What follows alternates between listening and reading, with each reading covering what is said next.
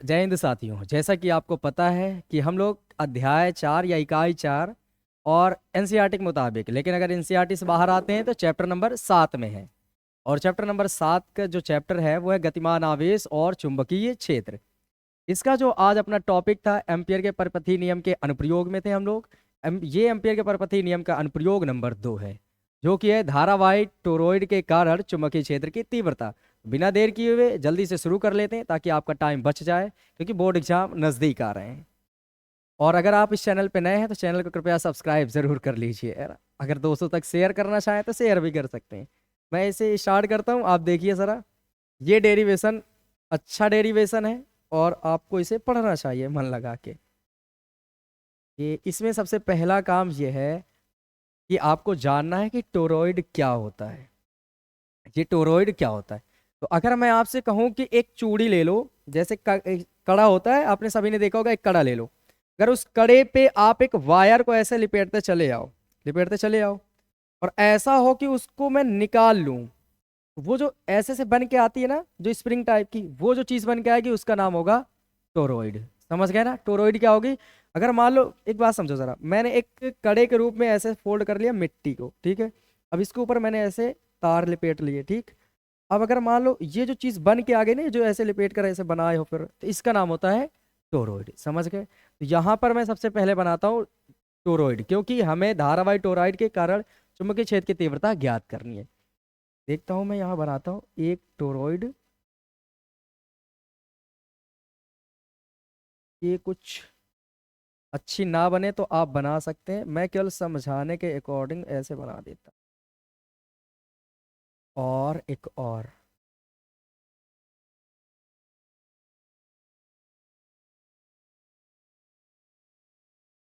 ये मैंने बना दिया। अब हमें इसमें क्या करना होगा? तार के फेरे लिपेटने होंगे।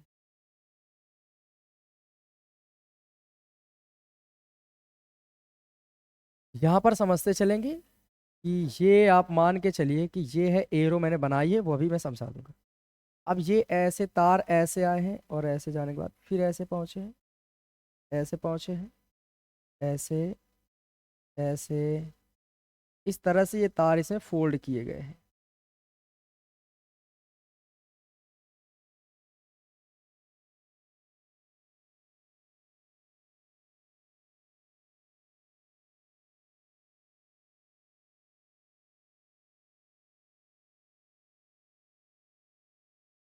ये चित्र बनाने आपको बहुत ज़रूरी है, क्योंकि अगर चित्र आप नहीं बना पाते हैं तो फिर तो ये आपके लिए थोड़ी सी दिक्कत की बात है।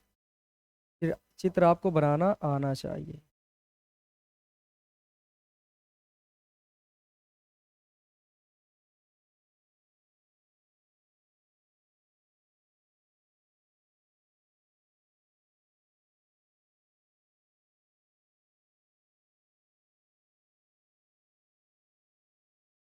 ये इस तरह से बन के तैयार हो जाएगी एक टोरॉइड।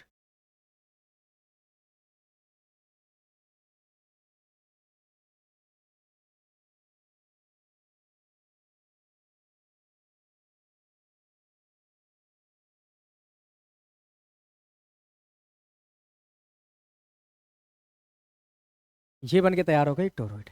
अगर मैं आपसे पूछूं इसमें डायरेक्शन क्या है करंट की, तो आप बोलेंगे इसमें ऐसे जा रही है, ऐसे जाएगी, और ये इधर से बाहर की ओर ऐसे निकलेगी। समझ जाएंगे सब लोग? ये है डायरेक्शन। अब हमें क्या करना है, इसके तीन जगह पर हमें निकालनी होती है चुंबकीय क्षेत्र की तीव्रता। पहला पॉइंट कहाँ हो सकता है, देखते जाइए। एक पॉइंट आपका इस जगह पर हो सकता है, फिर एक पॉइंट अंदर हो सकता है, एक पॉइंट बाहर हो सकता है। अगर मैं आपसे पूछूं कि ये जो पॉइंट है कहाँ पर है, तो बताना ये टोरॉइड के अक्ष पर ही है, पर ये टोरॉइड पर ही है। कहाँ पर है बताएं? टोरॉइड पर।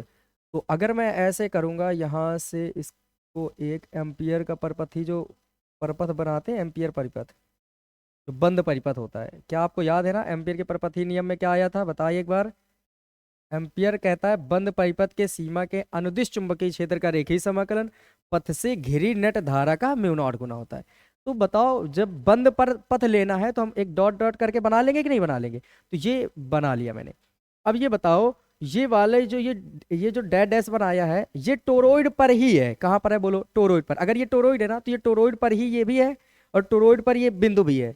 तो टोरोइड में जितनी धारा भेजोगे पूरी की पूरी यहाँ से गुजरेगी कि नहीं गुजरेगी? तो मतलब इस वाले डैश डैश वाले भाग से धारा कितनी घिरी होगी? तो आप बोलेंगे अगर इससे आई धारा गई है तो आई धारा इससे पूरी घिरी है। ठीक है, ये बातें। अगर मैं आपसे ये कह दूं इसमें धारा की डायरेक्शन क्या है, तो आप देखना जरा ध्यान से देखो। ये ऐसे बाहर वाली निकल रही है, या ये अंदर से गई है, मान लो ऐसे फिर निकली बाहर की ओर, फिर ऐसे अंदर, ये बाहर। तो देखो जरा ये तार कैसे लिपटा हुआ है, देखो ये अंदर से गया है, फिर ये बाहर की ओर आया है। ऐसे लग रहा है ना, ऐसे ऐसे लिपेटा गया है ना? तो ये आप डायरेक्शन बता सकते हैं। तो यहाँ पर अगर इस पॉइंट पर हम बात करते हैं, इस पॉइंट पर अगर यहाँ एक स्पर्श रेखा खींचो, स्पर्श रेखा क्या होती है समझ जाइए, इधर थोड़ी देर के लिए समझिए जरा। जैसे ये एक आपने डैड डैश वाला बनाता हूँ, क्योंकि डैड डैश है ना, तो डैड डैश वाले में खींचना है ताकि मैं समझा सकूँ। ऐसे, तो अगर आप इस पॉइंट पर स्पर्श रेखा ऐसे खींचेंगे तो ये जहां पर कटेगी, यहाँ पर ये छोटा सा भाग मान लो इसका, ये जो इतना छोटा सा भाग है ना, इस भाग का नाम डीएल नाम दे सकते हैं? बताइए जरा, क्या नाम दे सकते हैं? डीएल, है ना? ये परिधि है पूरी, परिधि का ये छोटा सा भाग है, तो इसका नाम क्या दे सकते हैं? बोलिए, डीएल, छोटा सा भाग। अब हम क्या करेंगे, यहाँ पर ये मान के चलना, जब मैं एक लाइन खींचूंगा तो समझ जाना उस लाइन में ही क्या छिपा है, डीएल। तो अगर मैं एरो यहां से बना दूं, अगर मैं इधर से एक एरो बना दूं, किधर की ओर? इधर की ओर। आप समझ जाइए डीएल वेक्टर की डायरेक्शन भी इधर की ओर है। डीएल वेक्टर की डायरेक्शन किधर की ओर है बताओ? इधर की ओर। और मैं कहूं इस जगह पर चुंबकीय क्षेत्र की डायरेक्शन क्या होगी, तो वो भी बोलेंगे डीएल वेक्टर के अनुदिश ही होगी। तो यही डीएल वेक्टर की डायरेक्शन है, और यही बी वेक्टर की डायरेक्शन, बी वेक्टर की। ये बात है। अब सुनो जरा, मतलब इस हालात में इस पॉइंट पर जो डीएल वेक्टर होगा और बी वेक्टर होगा वो दोनों सेम जगह पर होंगे। इसका सेंटर इधर कहीं माने, और इसकी रेडियस भी कुछ मानेंगे हम लोग। पहले ऐसे मिलाते हैं, इसकी मेन रेडियस कितनी मान लेते हैं? आर, कैपिटल लेटर में। अब जो चीजें हैं वो शुरुआत कर रहे हैं हम लोग। हम लिखते हैं कि एम्पियर के परपथीय नियम से, एम्पियर के परपथीय नियम से। अच्छा, ये लिख सकते हैं क्या आप? माना लिख दूं मैं, माना,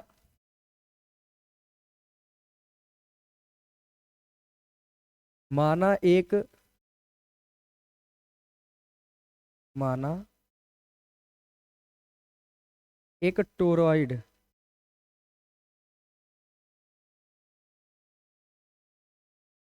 टोरॉइड है जिसका केंद्र,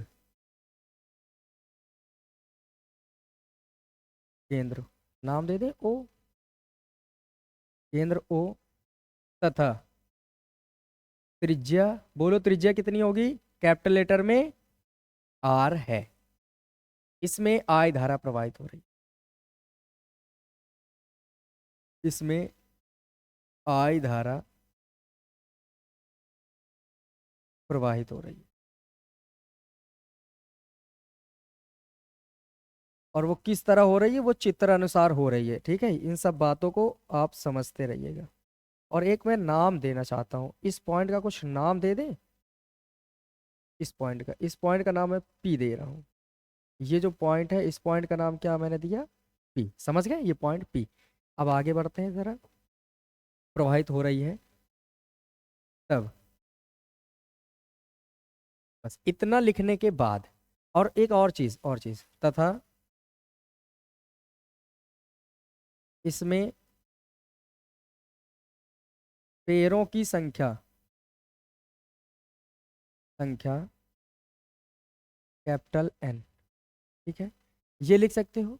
और अगर तुम्हें और लिखना है, जबकि, जबकि एकांक लंबाई में, एकांक लंबाई में, एकांक लंबाई में पैरों की संख्या, पैरों की संख्या। अच्छा बताओ, एकांक लंबाई वाले को क्या लिखते हो? स्मॉल लेटर में एन है।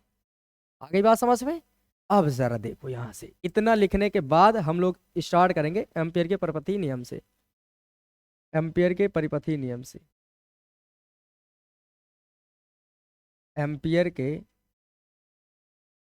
परिपथीय नियम से। बताइए मुझे एम्पियर का परिपथीय नियम क्या कहता है। आप बोलेंगे चुंबकीय क्षेत्र का जो रेखीय समाकलन होगा।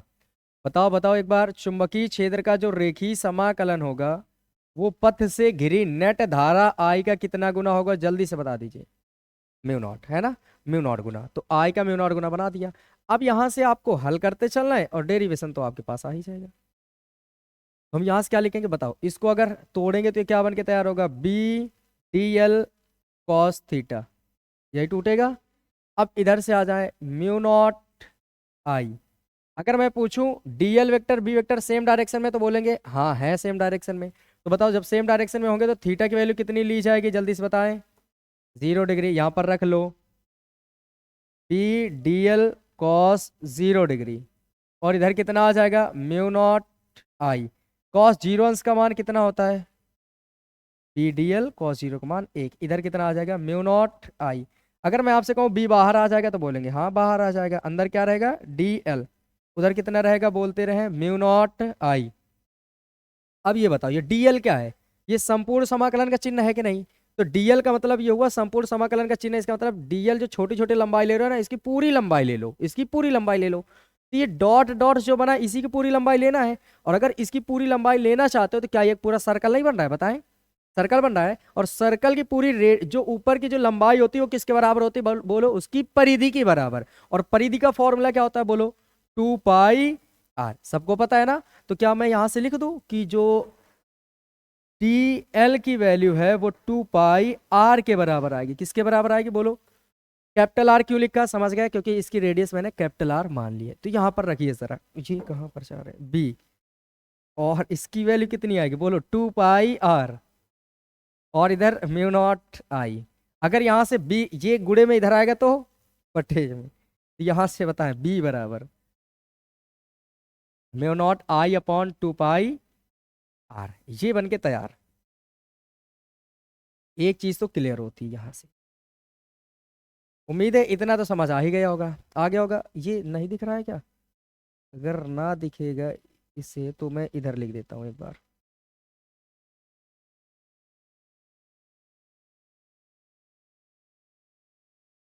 समझिए जरा, इसके बाद मैं यहाँ लिखता हूँ ये बी, ये दो 2 पाई आर गुणे में इधर आ गया तो बटे में, तो बी बराबर बन जाएगा mu naught I upon 2 pi R. इस तरह से ये हल हो जाएगा। लेकिन यहाँ पर कैपिटल आर कर लेते हैं, जो आर माना गया है वो कैपिटल आर है। अब एक बात समझा जरा, आपने तो यहाँ लिखा है फेरों की संख्या एन है ना। तो अगर मैं आपसे कहूँ कि चूंकि फेरों की संख्या एन है, फेरों की संख्या एन है, इसलिए अब बताओ अगर मैं लिखना चाहूँ बी बराबर, तो क्या आ जाएगा एन से गुणा हो जाएगा इसमें है ना, तो एन से गुणा हो जाएगा mu naught I upon 2 pi R. ये फेरों के लिए हो गया, किसके लिए हो गया बोलते रहे, फेरों के लिए। लेकिन अगर मैं एकांक लंबाई वाली की बात कर दूं, एकांक लंबाई से बनाना चाहूं, तो मैं क्या लिख सकता हूं, लिखता हूं चूंकि एकांक लंबाई में, एकांक लंबाई में, लंबाई में फेरों की संख्या, फेरों की संख्या स्मॉल एन है। अतः बोलिए जरा स्मॉल एन की वैल्यू कैसे निकालेंगे। स्मॉल एन बराबर आपने क्या बोला एकांक लंबाई, तो किसकी एकांक लंबाई, ये टोरोइड की एकांक लंबाई है ना। अब ये बता टोरोइड की लंबाई को क्या उसकी परिधि नहीं बोलोगे आप, बोलेंगे ना, क्योंकि जो जो लंबाई होती है वृत्ताकार मार्ग की वो उसकी परिधि के बराबर होती है। तो यहां पर हम लिखेंगे एकांक लंबाई का मतलब उसकी परिधि, ठीक है। और उसमें फेरों की संख्या, तो बताओ परिधि में टोटल फेरों की संख्या कितनी थी, कैपिटल एन, ये बन गया। तो जहां कैपिटल एन है वहां की जगह में ध्यान से समझना जरा, अगर ये बटे में है तो इधर आएगा तो गुणे में। तो या तो आप समझो जरा, मैं यहीं से कह देता हूँ ये एन अपॉन 2 पाई आर लिखा है, ये क्या लिखा है बोलो, एन अपॉन 2 पाई आर नहीं लिखा, क्या लिखा है कि नहीं लिखा है। तो इसकी जगह में, इतने की जगह में आप कितना लिख सकते हो, स्मॉल लेटर में एन लिख सकते हो कि नहीं लिख सकते। तो हम लिखेंगे, अतः लिखेंगे, अब बोलो जरा अपने आप से बताएं बी बराबर क्या बनेगा। इसकी जगह में, इतने की जगह मैं थोड़ा सा मार्क करूं अलग कलर से, और देखना कहाँ से कर रहे हैं, इतने की जगह पे आपको देखना है। देखो ये n बटे में 2 पाई r लिखा है कि नहीं, तो n बटे 2 पाई r की जगह में कितना लिखेंगे बोलो, स्मॉल लेटर में n, तो यहाँ ऊपर चला जाएगा स्मॉल लेटर का n। अब देखो जरा, आगे जो चीज थी म्यू नॉट आई वो लिखकर रहने देंगे, ये बन के तैयार हो जाएगा फॉर्मूला। अगर एकांक लंबाई की बात आ जाए, एकांक लंबाई में फेरों की संख्या, तो ये फॉर्मूला। अगर कुल फेरों की संख्या आ जाए तो ये फॉर्मूला। अगर फेरे ही नहीं है तो फिर ये फॉर्मूला। समझ आ गई बातें? तो ये तो बिल्कुल एक कोई तार था, देखो याद करो पीछे एम्पियर के परपथ नियम में, तो अनंत लंबाई के धारावाही चालक तार के निकट चुंबकीय क्षेत्र की तीव्रता यही तो निकाला गया था, है ना, ऐसे बन गया था। तो ये ऐसे कर लीजिए, अगर वृत्ताकार है तो फिर या अगर फेरे हैं तो ये वाला बना लीजिए, एकांक लंबाई फेरे हैं तो ये वाला बना लीजिए। ठीक, उम्मीद करते हैं ये समझ आ गया होगा आपको। ठीक है, देख लीजिए, स्क्रीनशॉट ले लीजिए आप भी, फिर मैं आगे बढ़ जाऊं। हो गया होगा, चलो ठीक, अगले पेज पे चलते हैं, देखते हैं अब क्या मिलेगा। अब हम लोग पढ़ेंगे लॉरेंज बल। देखो जैसा कि आप सभी को पता होगा कि अगर कोई आवेशित कण किसी चुंबकीय क्षेत्र में जाता है या गति करता है तो उस पर क्या होता है, बल कार्य करता है। क्या बल कार्य करता है, बल कार्य करता है। तो उस जो बल कार्य करता है उसी बल का नाम होता है लॉरेंज बल। क्या नाम होता है, लॉरेंज बल। याद रखना, अगर कोई आवेशित कण किसी चुंबकीय क्षेत्र में गति करे, किसी भी कोण से वो गति कर रहा हो, अगर वो गति कर रहा है तो 100% है कि उस पर कोई ना कोई बल तो कार्य कर रहा होगा, और उसी बल का जो नाम होता है, क्या नाम देते हैं हम लोग, लॉरेंज बल। तो मैं लिख दूं इसकी डेफिनेशन, ताकि आप अपने नोट्स भी बना सकते हैं इसी से देख के। लिखता हूं मैं, जब कोई आवेशित कण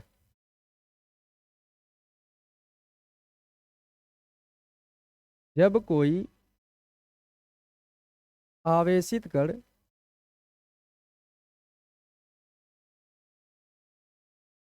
कण किसी चुंबकीय क्षेत्र में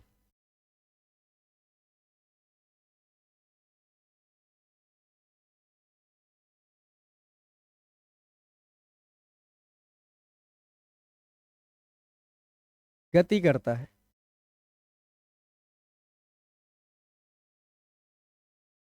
गति करता है,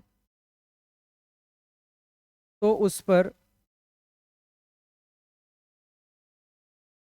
एक बल कार्य करता है, उस पर एक चुंबकीय बल कार्य करता है। लिख देता हूं मैं, बल कार्य करता है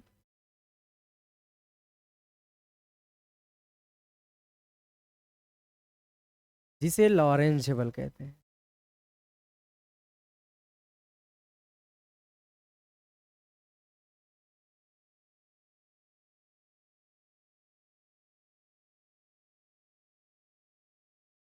अब ये किन बातों पर निर्भर करता है, कितनी बातों पर निर्भर करता है, वो मैं समझाता हूँ चित्र के हिसाब से। अब यहाँ पर सुनिए जरा, पहले तो मैं एक चुंबकीय क्षेत्र बनाता हूँ। अगर चुंबकीय क्षेत्र मैंने बनाया तो आपको बताना होगा ये कौन सा चुंबकीय क्षेत्र है, और टोटल चुंबकीय क्षेत्र के कितने प्रकार हो सकते हैं।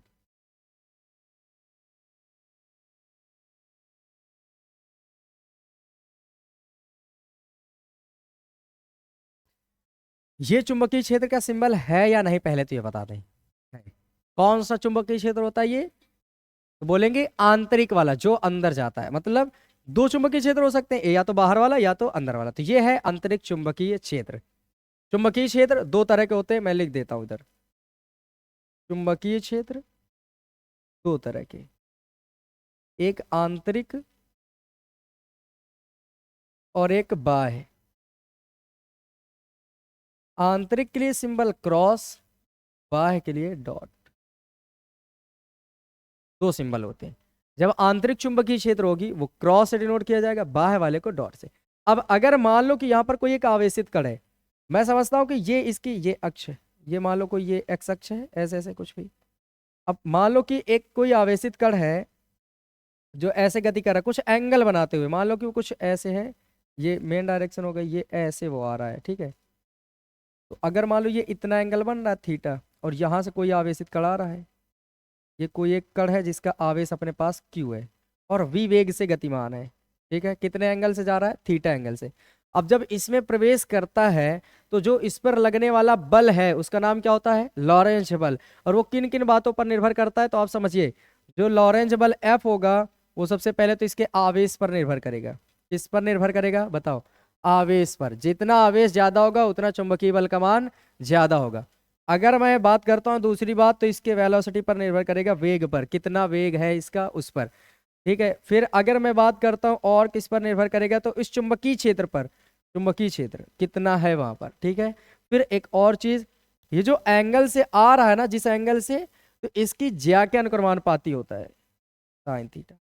ये इतनी बातें हैं। अब अगर इन सबको मिला दो तो क्या बनेगा, Q V B sine theta. तो यहां से जो एफ की वैल्यू बताते हैं हम लोग, वो एफ बराबर होता है Q V B sine theta.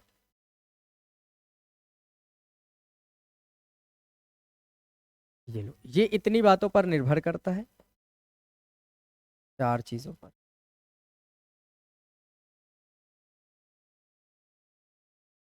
ये लो, इस तरह से लॉरेंस बल समझ आ गया होगा। लॉरेंस बल क्या होता है, हम क्या बताएंगे, जब कोई आवेशित कण किसी चुंबकीय क्षेत्र में गति करता है तो उस पर एक बल कार्य करता है, उस बल का ही नाम होता है लॉरेंज बल।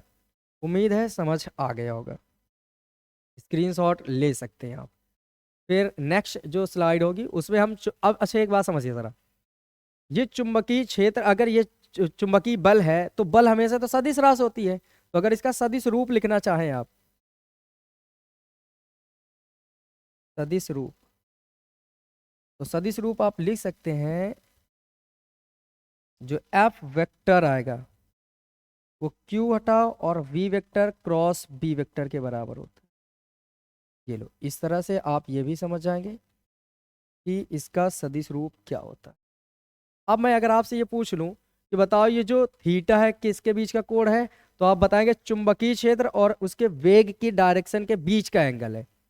उसके वेग और चुंबकीय क्षेत्र के बीच का एंगल है। ठीक है, जो उसके वेग की डायरेक्शन है और जो उसके जहां पर वो चुंबकीय क्षेत्र में जा रहा है उस चुंबकीय क्षेत्र के डायरेक्शन के बीच कितना कोण है, वो है ये थीटा। समझ आएंगे सब लोग। ठीक, अब इसको हटाते हैं। अब हम देखेंगे कि अगर ये चुंबकीय बल है तो चुंबकीय बल ज्ञात करने से संबंधित कुछ नियम हो सकते हैं क्या। तो आप जानेंगे टोटल दो तरह के नियम होते हैं। देखो, चुंबकीय क्षेत्र की दिशा ज्ञात करने के लिए दो नियम बनाए गए थे, तो वैसे ही हम लोग पढ़ेंगे कि चुंबकीय बल की दिशा ज्ञात करने से संबंधित भी दो नियम होते हैं। एक का नाम होता है फ्लेमिंग के बाएं हाथ का नियम, एक का नाम होता है दाएं हाथ के हथेली का नियम नंबर 2। तो ये चीजें हम आगे स्लाइड में पढ़ने वाले हैं। तो ये दाएं हाथ के हथेली के नियम नंबर 2 है। पहले मैं इसको बताता हूँ ताकि मैं इसी से उसको भी समझा सकूं। सीखो जरा सब लोग।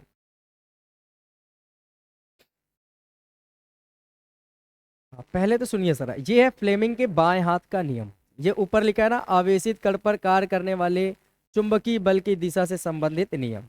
तो कैसे आप दिशा ज्ञात करेंगे, उनके कुछ नियम है। उनमें से जो पहला नियम है वो फ्लेमिंग के बाएं हाथ का नियम है। फ्लेमिंग एक वैज्ञानिक है, ये भौतिक विज्ञ है। इन्होंने ये कहा था कि अगर आप अपने बाएं हाथ को देखें, उसमें से अंगूठे और उसके पास वाली दोनों उंगलियों को कुछ इस प्रकार फैलाएं, जैसे मैंने फैला रखी है, ताकि ये एक दूसरे के, ये तीनों ही परस्पर आपस में क्या हो जाएं, लंबवत हो जाएं। परस्पर क्या हो जाएं, बोलिए, लंबवत हो जाए। अच्छा, इसके बीच कितने डिग्री कोण दिख रहा है बताओ, 90। ऐसे देखो, है ना, इनके इनके बीच कितने डिग्री कोण, 90। इसके इसके बीच कितने डिग्री कोण, 90। क्योंकि देखो ये इधर की ओर और ये ऊपर की ओर, तो कितने डिग्री का एंगल बनाएंगे, 90। तो तीनों परस्पर लंबवत है कि नहीं। ठीक, अब सुनो जरा, उन्होंने कहा अपने बाएं हाथ के अंगूठे और उसके पास वाली दोनों उंगलियों को कुछ इस प्रकार फैलाएं कि तीनों परस्पर लंबवत हो जाएं। अब यदि ये बीच वाली उंगली धारा की दिशा में हो जाए, किसकी दिशा में, और ये जो तर्जनी वाली उंगली है ये चुंबकीय क्षेत्र की दिशा में हो जाए, तो उस स्थान पर अंगूठा चुंबकीय बल की दिशा को दर्शाता है। याद हो गया सबको, एक बार फिर से सुनो। यदि हम अपने बाएं हाथ के अंगूठे और उसके पास वाली दोनों उंगलियों को कुछ इस प्रकार फैलाएं कि वो परस्पर एक दूसरे के क्या हो जाए, लंबवत हो जाए। अब यदि बीच वाली उंगली, इसको बीच वाली कहते हैं ना, अब यदि बीच वाली उंगली धारा की डायरेक्शन में हो और तर्जनी वाली उंगली चुंबकीय क्षेत्र बी की डायरेक्शन में होगी, तो उस स्थान पर अंगूठा चुंबकीय बल की दिशा को दर्शाएगा। क्या याद हो गया आप सबको? तो क्या मैं ये चीजें यहाँ लिख दूं ताकि नोट्स भी अपने बना सकते हैं? यहां पर मैं लिखता हूं इस नियम के अनुसार, और चित्र आप अपने आप से बना लीजिए क्योंकि मुझे मेहंदी बनानी नहीं आती। तो जो बच्चियां मेहंदी लगाती हैं वो अच्छे से बना सकती हैं। आप लड़के तो बेचारे इसमें तो किसी लायक नहीं है। अगर कोई है आर्टिस्ट तो बढ़िया है, नहीं तो फिर बाकी लड़कियां ही बना पाएंगी। इस नियम के अनुसार यदि हम अपने बाएं हाथ के अंगूठे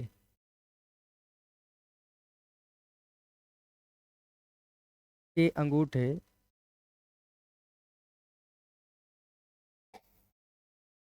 और उसके पास वाली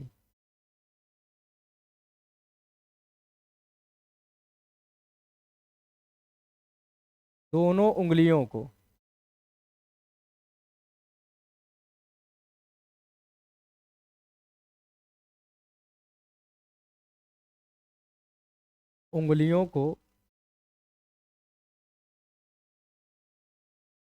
इस प्रकार फैलाएं कि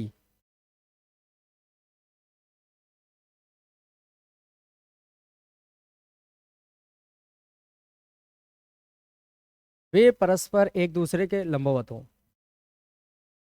वे परस्पर एक दूसरे के लंबवत हो। एक दूसरे के लंबवत हों।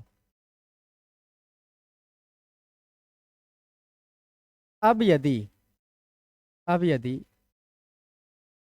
बीच वाली उंगली बीच वाली उंगली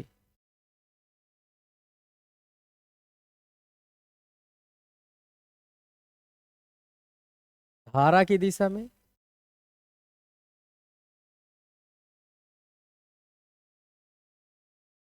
कॉमा तर्जनी,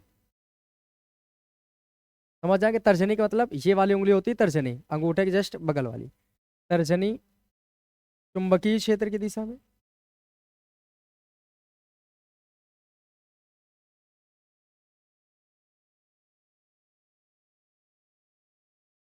में हो, तब उस स्थान पर उस स्थान पर अंगूठा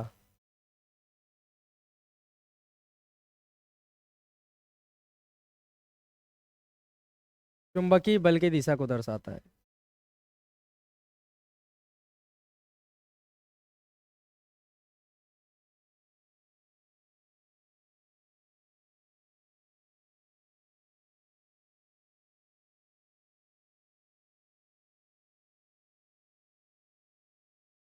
ये रहा नियम।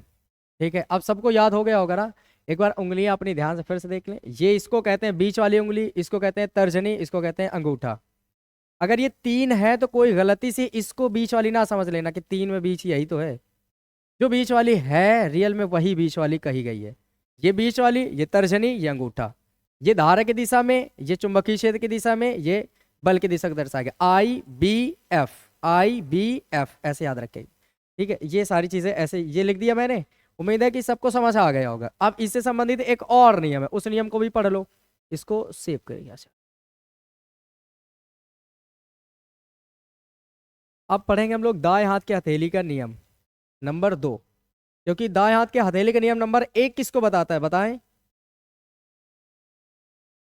चुंबकीय क्षेत्र की डायरेक्शन को, जिसे हम मैक्सवेल के दक्षिणावर्त पेचकस का नियम भी कहते हैं ना, वो पढ़ा होगा मैक्सवेल के दक्षिणावर्त पेचकस का नियम। और उसमें साथ साथ दाएं हाथ के हथेली के नियम नंबर 1 भी पढ़ाया था ना, तो दोनों चीजें आपने पढ़ी थी। तो यहाँ पर सुनिए जरा, दाएं हाथ के हथेली के नियम नंबर 2 क्या कहता है इसके बारे में आप जानिए जरा। ये कहता है कि कुछ नहीं कहता, पहले मेरी बात सुन लीजिए। इसको हम फ्लेमिंग के बाएं हाथ के नियम से ही सीख सकते हैं। बस आपको क्या करना है पहले सुन लीजिए। उन्होंने ये कहा था अपने हाथ को ऐसे फैलाना। ये उंगलियां और ये अंगूठा, इन दोनों के बीच का कोण कितना होना चाहिए बोलो? 90 डिग्री। अब आप जैसे फ्लेमिंग ने कहा था वैसे ही अब इसको अपने हथेली को ऐसे कर लीजिए, ठीक, करते जाइए, आप सीख जाएंगे। और इसको ऐसे बनाइए जैसे था, और बिल्कुल इस चीज को, जो ना ये हिस्सा है ना, अपने दाएं हाथ के हथेली पर बीचों बीच रख दीजिए। रख दिए ऐसे जैसे उंगली थी। अब सोच कर देखो बीच वाली उंगली किस डायरेक्शन में आ गई, अंगूठा की डायरेक्शन में आई। ये सामने वाली जो तर्जनी वाली थी वो उंगलियों की तरफ चली गई, और ये अंगूठा कहाँ है, ऊपर की ओर। तो हम क्या समझेंगे, अब जो दाएं हाथ के हथेली में है अंगूठा किसके दर्शाएगा बताओ, धारा की डायरेक्शन में। और जो उंगलियां हैं किस दिशा को दर्शाएंगे, चुंबकीय क्षेत्र। तो बताओ ये हथेली दिख रही ना, अब ऊपर कौन दिख रही, हथेली। तो हथेली किसकी डायरेक्शन को बताएगा, फोर्स की, क्योंकि ये किसको बता रहा था, फोर्स। बन गया देखो इसी के नियम से। इसको उठाओ ऐसे रखो, ये अंगूठा आई की डायरेक्शन में, उंगलियां ये तर्जनी वाली उंगली बी की डायरेक्शन में। तो ये फोर्स था, तो हथेली से धक्का देने की दिशा फोर्स की डायरेक्शन हो जाएगी। समझ गए सब लोग। तो अब नियम सुन लीजिए।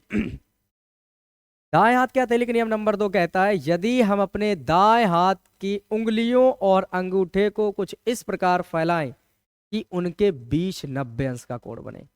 परस्पर 90 डिग्री पर नहीं, उनके बीच मतलब उंगलियों और अंगूठे के बीच।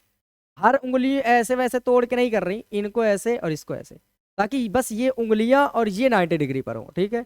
अब यदि अंगूठा धारा की दिशा में, फैली हुई उंगलियां चुंबकीय क्षेत्र की दिशा में हो, तब हथेली से धक्का देने की दिशा उस स्थान पर चुंबकीय बल की दिशा को दर्शाएगा। क्या सबको समझ आया, बताओ उधर तक सबको, ठीक, क्लियर। जहां तक मैं लिख देता हूं, अब चीजें आप समझ लीजिए। अब ये हाथ आप बना लीजिए ना, लड़कियां सब माहिर होंगी इसमें बनाने में, मेहंदी वहंदी की तरह जैसे बनाते हैं वैसे बना लीजिए। आपको बस ऐसे रखना है, अंगूठे किधर कर देना है ना, बता दो मेहंदी इधर की ओर लग रही है, इसको इधर रखो, इनको उंगलियां ऐसे, और अपने आप से बना लीजिए। मैं इधर लिखता हूँ, तो यहाँ पर मैं लिखता हूँ, इस नियम के अनुसार, इस नियम के अनुसार ये नोट्स अपने तैयार रखिएगा, क्योंकि नोट्स तब काम आते हैं जब कुछ भी काम नहीं आता। इस नियम के अनुसार यदि हम अपने दाएं हाथ के अंगूठे और उंगलियों को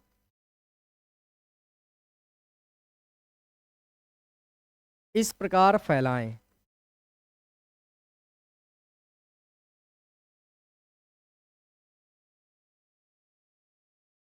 फैलाएं कि उनके बीच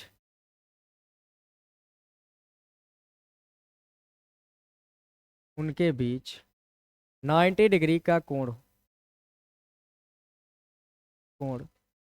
बने। अब यदि अब यदि अंगूठा धारा की दिशा में,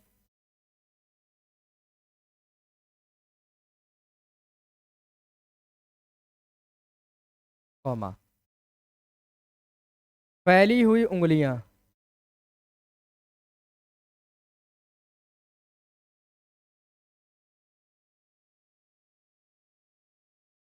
फैली हुई उंगलियां चुंबकीय क्षेत्र की दिशा,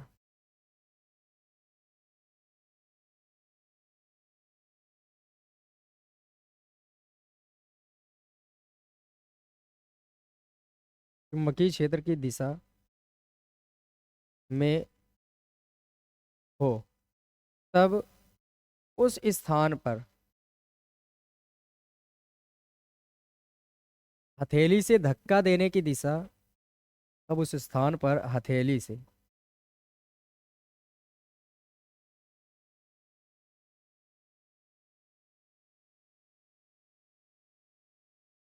धक्का देने की दिशा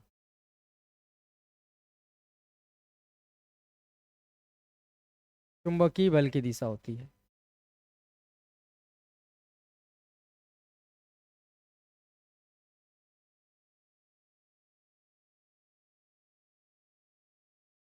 ये रही डेफिनेशन। अब बताएं किसी को कोई दिक्कत है, या सब कुछ तैयार हो गया। अगर तैयार हैं तो आप अच्छे बच्चों में आते हैं। ये उम्मीद है कि ये सबको समझ आया होगा। अब मैं एक बार लिख देता हूँ कि आज हम लोगों ने क्या क्या पढ़ लिया, ठीक है, और कितनी चीज़ें आपको याद रहीं, वो चीज़ें मैं आपसे पूछ लेता हूँ। ठीक, अब मुझे आप बताएं, सबसे पहले हम लोगों ने पढ़ा है धारावाही टोरॉइड। धारावाही टोरॉइड के कारण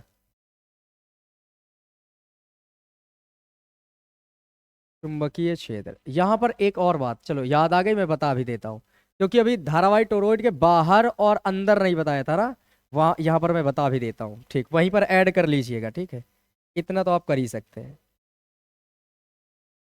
ठीक है, यहाँ पर मैं फिर से एक बार जल्दी से बनाता हूँ। ये ये लो।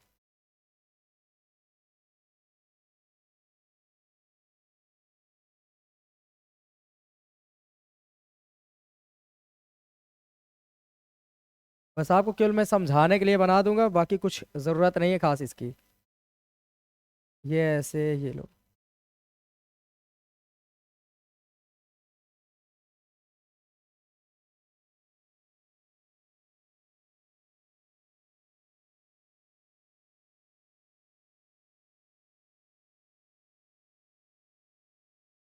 ये बन गए थे। अगर यहाँ पर पूछा गया था तो आपने बता दिया था ना कितना था, जल्दी से बताएं।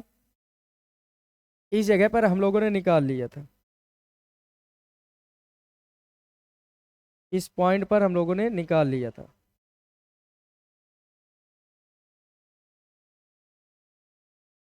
इस पॉइंट पर अगर मैं पॉइंट पी की बात करता हूं, तो जहां पर रेडियस आर थी, यहां पर आपने निकाल लिया था, बिंदु पी की बात करता हूं मैं। बिंदु पी लिख देता हूं, कहां पर था बिंदु पी। बिंदु पी पर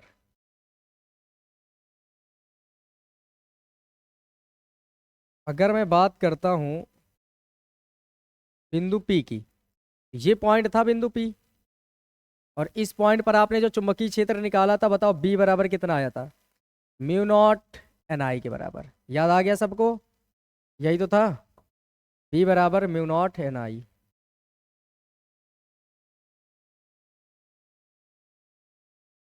ठीक है, जहां एन क्या था बोलो? एकांक लंबाई में फेरों की संख्या। लेकिन अगर मैं बात कर दूं, यहां पर एक पॉइंट ले लें रैंडम, ये पॉइंट, जिसकी इसकी डिस्टेंस मान लेते हैं स्मॉल लेटर में आर। तो अगर आप इससे संबंधित एक एम्पियर का परिपथीय नियम बनाओगे, ये परिपथ बनाओगे, एम्पियर परिपथ, बंद परिपथ, इससे कोई धारा घिरी है तो बताओ मुझे। क्या इस वाले डार्क, इस डार्क वाले ये जो डेड डैश है, इससे कोई धारा घिरी है? नहीं धारा घिरी। तो जब टोटल धारा इससे आई की वैल्यू कितनी हो जाएगी? जीरो। तो जब तुम एम्पियर का परिपथीय नियम लगाओगे, इसका नाम मान लो मैंने पी डैश दिया, ठीक है। तो अगर मैं लिखूं बिंदु पी डैश पर, बिंदु पी डैश पर, ये कौन सा बिंदु है? आंतरिक बिंदु। वो जहां पूछे वहां पर आप शिफ्ट कर लीजिएगा, आंतरिक बिंदु पी डैश पर, आंतरिक बिंदु पी डैश पर। तो बताओ जरा, अगर मैं आपसे यहाँ पूछूं तो एम्पियर का परिपथीय नियम लगाओगे, और एम्पियर का परिपथीय नियम यही तो होता है, B vector dot DL vector बराबर कितना? जल्दी बोलो। Mu naught I. अगर मैं आई को ही जीरो कर दूं तो ओवरऑल पूरा आंसर कितना आ जाएगा? जीरो। तो फिर बी अगर आप निकालोगे बी लास्ट में, तब भी आंसर कितना आएगा? तो यहाँ पर बी की वैल्यू कितनी आ जाएगी बोलो? जीरो। या क्योंकि यहाँ पर कोई धारा नहीं है, जो टोटल नेट धारा है वो कितनी हो जाएगी? जीरो। इस वजह से यहाँ का आंसर कितना आ जाएगा? जीरो। अब एक और बात, अगर मैं कह दूं कोई एक बाहर पॉइंट है यहाँ कहीं, कहीं पर भी, यहाँ पास मान लो, इसका नाम पी डबल डैश है, इसकी डिस्टेंस स्मॉल लेटर में आर ही मानना है आपको, क्योंकि बस केवल मेन रेडियस कैपिटल आर, बाकी सब स्मॉल आर। अगर मैं लिख दूं बाह्य बिंदु, बाह्य बिंदु पी डबल डैश पर, तो बताओ यहां पर फिर से एक बंद परिपथ बनाना चाहोगे आप ऐसे? अगर आप इसको फिर से बंद परिपथ बनाओगे, तो क्या फिर से पूरी कहानी वैसे ही नहीं आएगी जैसे पी डैश के लिए आई है? मतलब धारा की वैल्यू कितनी? जीरो। और जब धारा की वैल्यू जीरो, तो फिर बी की वैल्यू कितनी आ जाएगी? जीरो, क्योंकि नेट धारा वहां पर कितनी है? जीरो। और जब नेट धारा जीरो, तो आंसर कितना आ जाएगा? जीरो। तो क्या आप ये बता पाओगे? यहां तक तो हल कर लिया था, जैसे हल करना था वैसे ही करना है। यहाँ पर आएंगे तो बी वैल्यू जीरो, क्योंकि वहां की नेट धारा जीरो। यहाँ की निर्धारा 0, तो ओवरऑल आंसर ये आपके पास सामने हो जाएगा।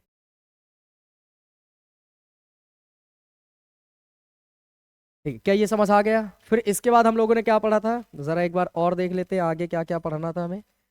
जो भी चीज़ें पढ़ी थी वो अब एक एक करके मैं यहाँ लिखता जाता हूँ, छोटा कर करके, और समझते जाइए कि क्या ये हम लोगों ने पढ़े हैं तो क्या तैयार हो गए। तो ठीक है, ये एक चीज़ पढ़ी। फिर दूसरी बात हम लोगों ने क्या पढ़ा था इसके बाद, बता दीजिए एक बार जल्दी से। लॉरेंज बल के बारे में पढ़ा था,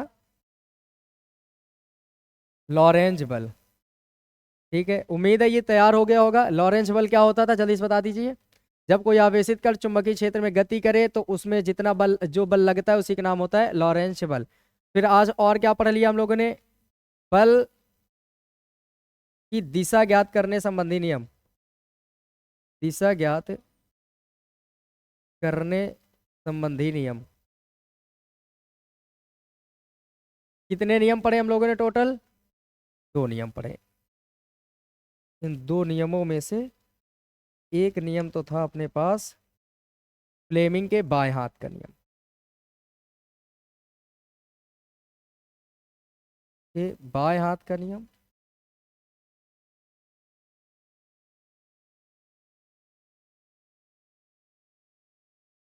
और दूसरा दाएं हाथ के हथेली के नियम नंबर 2,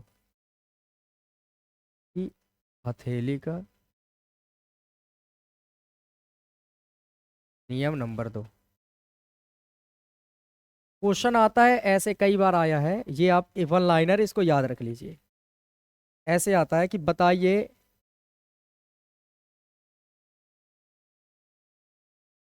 दाएं हाथ की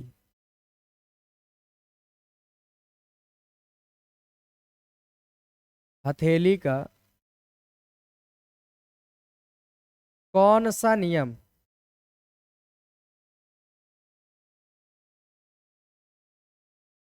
चुंबकीय क्षेत्र की दिशा को दर्शाता है।